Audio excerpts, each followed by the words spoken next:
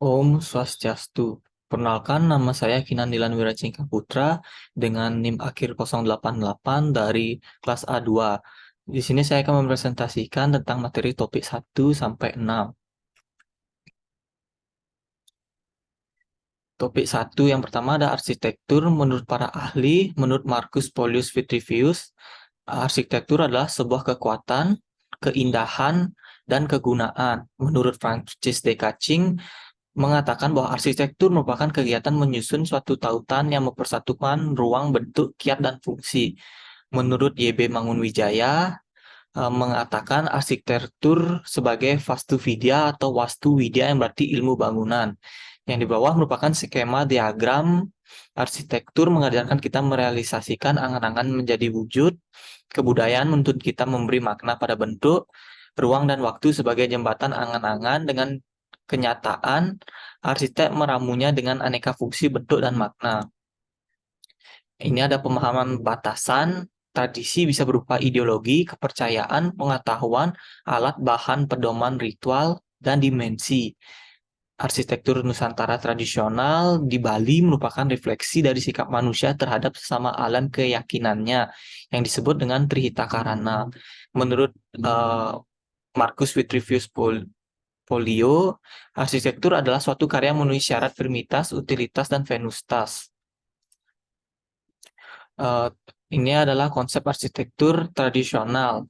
Eh, Tradisi etnik itu ada agama, budaya, pendidikan, iptek, adat, dan ekonomi.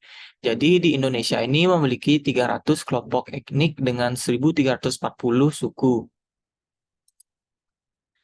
Topik kedua, arsitektur Bali menurut Salain 1999, terdapat macam dan batasan tentang arsitektur.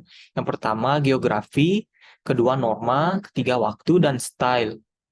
Perkembangan arsitektur Bali yang pertama ada pratradisi, ada prasejarah Bali kuna, masa tradisi diakhiri oleh Bali kuna, Bali pertengahan, Bali baru, dan yang terakhir ada pasca tradisi Bali kini.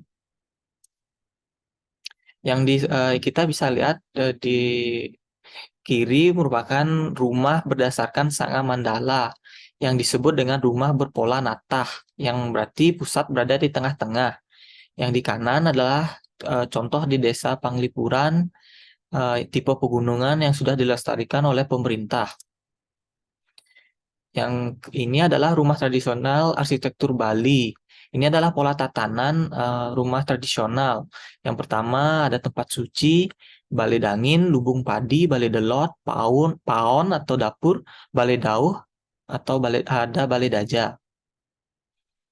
Arsitektur Jawa menjadi salah satu bukti kehebatan arsitektur tradisional yang perkembangannya tidak memiliki cara menghitung yang sama seperti matematika ataupun dengan cara menghitung berat beban, vertikal, beban angin, itu semua tidak ada. Contoh studi kasusnya ada di sebelah kanan yang terletak di Pendopo Bantul, Yogyakarta. Itu studi kasus kekuatan struktur.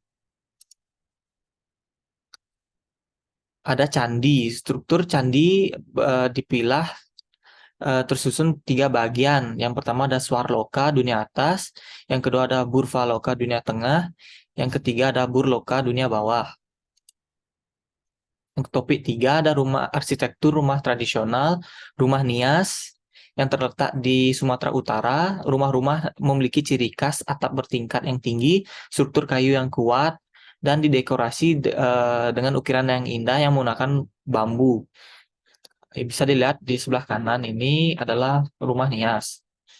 Ada rumah Mentawai yang memiliki keunikan seperti konstruksi sederhana, biasanya dibangun dengan kayu yang sederhana tanpa paku atau baut, menggunakan teknik pengikatan rotan atau tali rami.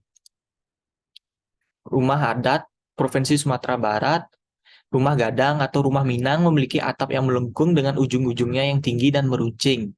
Ada rumah suku Batak Karo, eh, biasanya disebut dengan rumah adat Karo, yang dibangun dengan bahan-bahan alami seperti kayu, bambu, dengan atap yang terbuat dari daun rumbia atau ijo.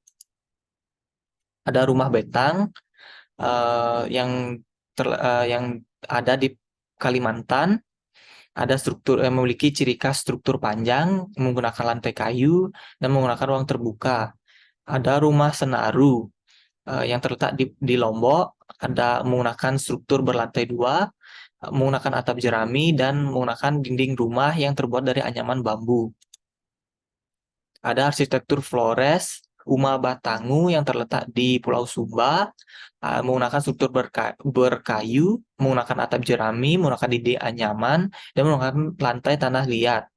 Ada Wairebo yang terletak di Flores, menggunakan bentuk kerucut, konstruksi kayu, atap daun rubiah, dan memiliki fungsi ganda.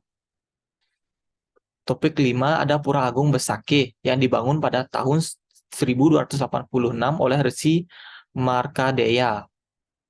Ada Istana Raja Puri Denpasar yang memiliki luas Puri 171 lawan 158 meter. Ada Majapahit. Kerajaan Majapahit ini situsnya keraton yang ada di Yogyakarta yang mencapai 184 hektar yang tetapi intinya hanya 13 hektar dibandingkan dengan yang ada di Denpasar.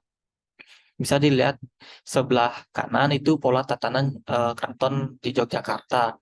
Ada The Last Emperor The Beijing Forbidden City memiliki luas 72 hektar, 980 bangunan dan lebih daripada 8.000 ruangan. Ada rumah tradisi suku Baduy, Sulah Nyanda, Jawa Barat.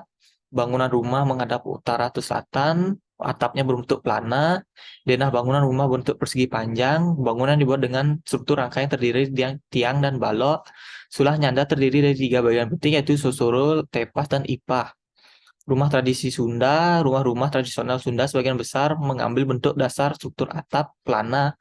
Atap pelana menjorok ke dalam yang disebut julang ngapak yang berarti burung mengepakkan sayapnya. Ini adalah macam-macam rumah tradisi Betawi, ada rumah kebaya, rumah gudang, rumah panggung. Ada rumah tradisi Batak, rumah terbagi atas jabu soding, jabu bona, jabu tonga-tonga, jabu sukat, jabu tampir piring, dan jamhur. Ada rumah baleo.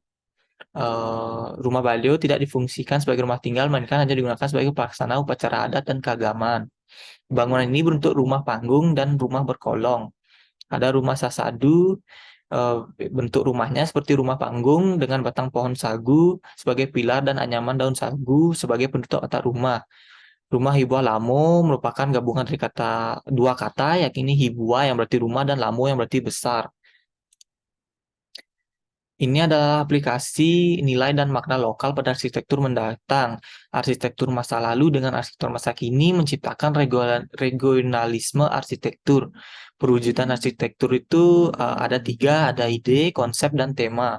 Mereka ini tidak bisa jauh ketiganya karena mereka saling berkaitan. Ada arsitektur Bali, peradaban, infrastruktur, superstruktur, struktur sosial. Contoh arsitektur Bali peradaban ada Paroki Hati Kudus, Yesus Palasari, ada Paroki Saint Joseph Denpasar, dan ada Katedral Denpasar Paroki Roh Kudus. Sekian presentasi dari saya. Bila ada salah kata, mohon dimaafkan. Saya tutup dengan Parama Santi, Om Santi Santi Santi Om.